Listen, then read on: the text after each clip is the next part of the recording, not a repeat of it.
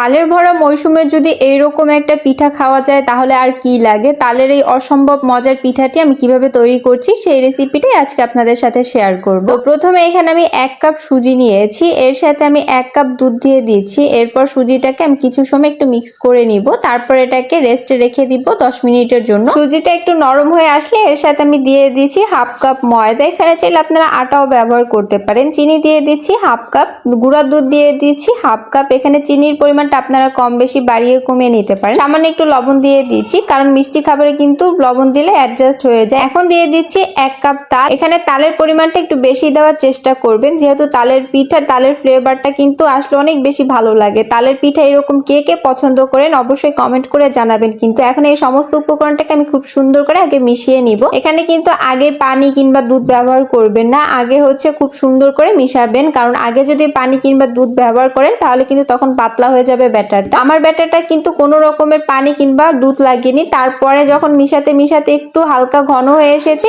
এই পর্যায়ে আমি কিছুটা দুধ ব্যবহার করেছি। দুধটাকে চেষ্টা করবেন 2 থেকে 3 বারে মিক্স করে এই ব্যাটারটা বানার, তাহলে কিন্তু অনেক বেশি সুন্দর আর স্মুথ একটা ব্যাটার হবে। এই পর্যায়ে এখানে আমি কিছুটা তেল ব্যবহার করেছি। কিছুটা তেল দিয়ে এই ব্যাটারের সাথে খুব সুন্দর করে মিশিয়ে দিতে হবে, যাতে করে তেলের সাথে এই ব্যাটারটা খুব সুন্দর করে মিক্স হয়ে যায়। এই তো ব্যাটারটা কিন্তু একদম পারফেক্টলি রেডি। এখন এর মধ্যে আমি 1 প্যাকেট ইনো দিয়ে দিচ্ছি, আপনারা চাইলে এখানে বেকিং পাউডারও দিতে পারেন। পানি দিয়ে দিচ্ছি যাতে করে ইনোটা একটু অ্যাক্টিভ হয়ে যায়। এখন ইনোর সাথে এই ব্যাটারটাকে খুব সুন্দর করে মিক্স করে নিতে হবে। ব্যাটারটা কিন্তু একদম রেডি। এখন যেটার মধ্যে এটাকে বেক করব সেই পাত্রের মধ্যে কিছুটা তেল ব্রাশ করে নিচ্ছি, এতে করে এই কেকটা খুব ইজিলি বের হয়ে আসবে। এখন ওই ব্যাটারটা আমি উপর থেকে ঢেলে দিচ্ছি। এখন এর উপর থেকে কিছুটা নারকেল কুচি দিয়ে দিচ্ছি, এটা অপশনাল, আপনারা চাইলে স্কিপ করতে পারেন, কিন্তু এই ব্যাটারের সাথে মিক্স করে দিতে পারেন। আমি সাজানোর জন্য উপর থেকে কিছুটা নারকেল কুচি দিয়ে দিচ্ছি। এই তো আমার রেডি। কিন্তু এখন এটাকে আমি বেকড করে নিব 30 মিনিটের জন্য। ঢাকনা দিয়ে ঢেকে এটাকে বেকড করে নিচ্ছি। যে ছিদ্রটা রয়েছে সেই ছিদ্রটাকে আমি বন্ধ করে দিচ্ছি। 30 মিনিট পর দেখতেই পাচ্ছেন আমার কেকটা কিন্তু